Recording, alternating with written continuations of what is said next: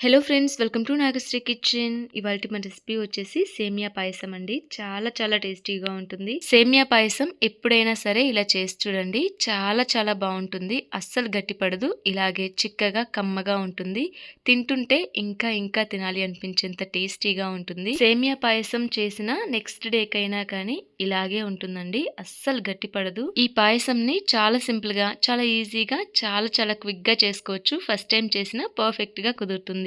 So మరి ఇంకేమాత్రం late చేయకుండా ఈ సేమియా పాయసం చాలా టేస్టీగా ఎలా ప్రిపేర్ చేసుకోవాలో ప్రాసెస్లోకి వెళ్దాం.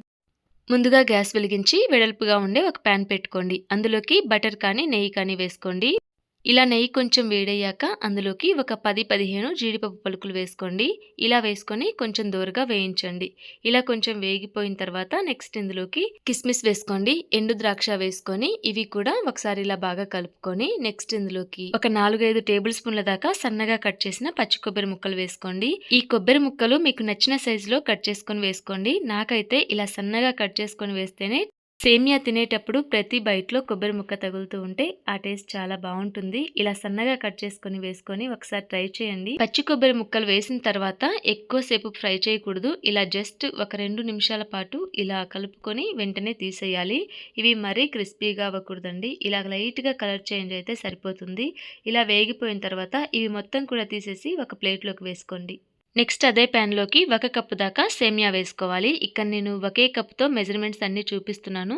ఈ కప్పుతోనే అన్నీ కూడా కొలుచుకొని వేసుకుంటే సేమియా పాయసం చాలా చక్కగా కుదురుతుంది. ఇలా 1 కప్పు దాకా సేమియా వేసుకోండి. ఇలా సేమియా వేసిన తర్వాత ఫ్లేమ్ని సిమ్లో పెట్టి వేయించండి. బాగా వేగుతాయి. ఈ సేమియా వేగేలోపు మనం పాలు కాగబెట్టుకుందాము. నెక్స్ట్ ఇలా గ్యాస్ వెలిగించి ఒక ప్యాన్ పెట్టుకోండి. అందులోకి 3 కప్పుల దాకా వాటర్ పోసుకోండి. నెక్స్ట్ ఇందులోనే ఒక 2 కప్పుల దాకా పాలు పోసుకోండి. మనం సేమియా ఏ కప్పుతో తీసుకున్నాము అదే కప్పుతో అన్ని కూడా కొలుచుకోవాలి. సేమియా 1 కప్పు తీసుకుంటే మనకి ఇక్కడ వాటర్ పాలు 2 కలిసి 5 కప్పుల దాకా తీసుకోవాలి. 3 కప్పుల వాటర్, 2 కప్పుల పాలు 2 కలిపి కాగపెట్టుకోవాలి. పాలు కాగపెట్టేటప్పుడు ఫ్లేమ్ ని సిమ్ లో గానీ మీడియం ఫ్లేమ్ లో గానీ పెట్టుకొని కాగపెట్టుకోవాలి. ఈ పాలు కాగుతూ ఉంటాయి.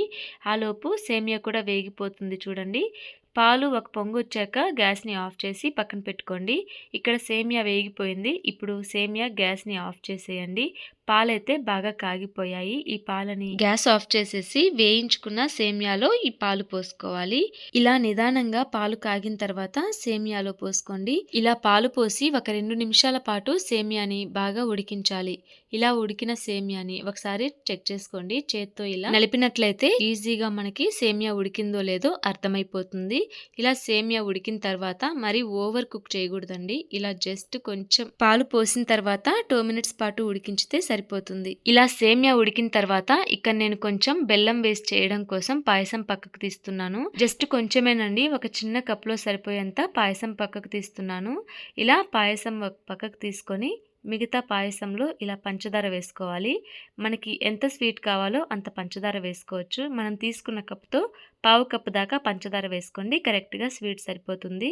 ఇంకా ఎక్కువ తినే వాళ్ళు ఉంటే కొంచెం టేస్ట్ చూసుకొని పంచదారని మీకు తగ్గట్టుగా వేసుకోండి, సరిపోతుంది. ఇలా బాగా కలుపుకొని నెక్స్ట్ ఇందులోకి ఒక 1/2 టీ స్పూన్ దాకా యాలకుల పొడి వేసుకోండి. యాలకుల పొడి లేకపోతే ఒక 2 యాలకులని నలగొట్టుకొని వేసుకోండి. నెక్స్ట్ ఇందులోనే మనం ముందుగా వేయించి పెట్టుకున్న డ్రై ఫ్రూట్స్, కొబ్బరి ముక్కలు ఉన్నాయి కదా, అవి సగం వేసుకోండి.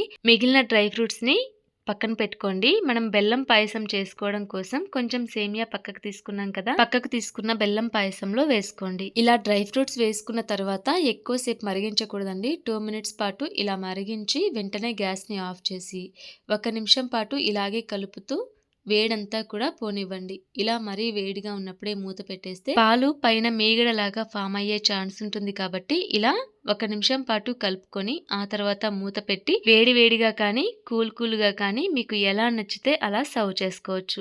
సో చూసారు కదా, మరుసటి రోజుకైనా కూడా చాలా చాలా బాగుంటుంది. గట్టిగా అస్సలు అవ్వదండి. ఇక్కడ బెల్లం పాయసం కోసం ఒక ప్యాన్ పెట్టుకొని గ్యాస్ ఆన్ చేసి అందులోకి 1 టేబుల్ స్పూన్ దాకా వాటర్ పోసుకోండి. ఇక్కడ బెల్లం ఎక్కువగా వేసుకోకూడదు. 1 టేబుల్ స్పూన్ బెల్లం వేసుకోండి. సన్నగా కట్ చేసుకొని సరిపోతుంది. ఇలా బెల్లం కరిగిన తర్వాత ఆ పాయసం కొంచెం చల్లారిపోయి ఉంటుంది. అందులోకి ఈ బెల్లం సిరప్ని వడకట్టుకొని అందులో వేసుకుంటే మనకి బెల్లం పాయసం కూడా రెడీ అయిపోతుంది. ఈ సేమియాలో మనం పాలు పోసుకున్నాం కదా, సేమియా వేడిగా ఉన్నప్పుడే బెల్లం సిరప్ వేసేస్తే పాలు విరిగిపోయే ఛాన్స్ ఉంటుంది. ఈ సేమియా కొంచెం చల్లారి గోరువెచ్చగా ఉన్నప్పుడు బెల్లం సిరప్ని వేసుకోండి. పాలు విరగకుండా బెల్లం పాయసం చాలా పర్ఫెక్ట్ గా కుదురుతుంది. సో చూసారు కదా, తింటుంటే కమ్మగా ఇంకా ఇంకా తినాలి అనిపిస్తుంది అనమాట. పిల్లలైతే ఇంకా చెప్పనవసరం లేదు, చాలా చాలా ఇష్టపడతారు ఈ సేమియాని. ఇలా సేమియా చేసుకుంటే 2 రకాల సేమియా కూడా ఈజీగా చేసుకోవచ్చు.